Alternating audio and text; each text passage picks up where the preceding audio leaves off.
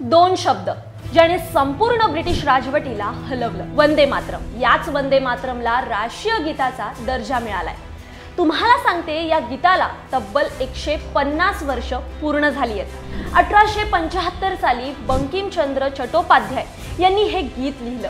तेव्हा भारत ब्रिटिशांच्या गुलामीत होता, देश निराशेच्या अंधारात होता, पण या गीताने लोकांच्या मनात प्रकाश फुलवला।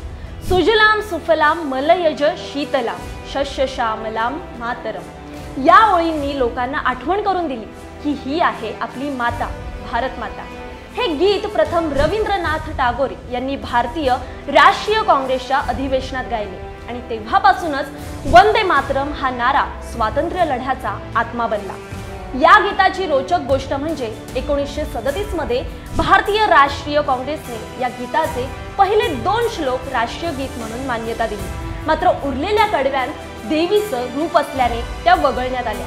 पुढे 1947 नंतर जन गण मन आपलं राष्ट्रगीत ठरलं।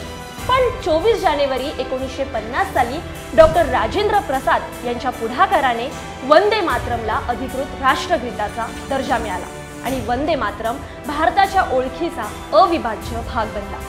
आज 150 वर्षांनंतरही जेव्हा हे गीत गायलं जातं, प्रत्येक भारतीयाच्या अंगावर काटा येतो।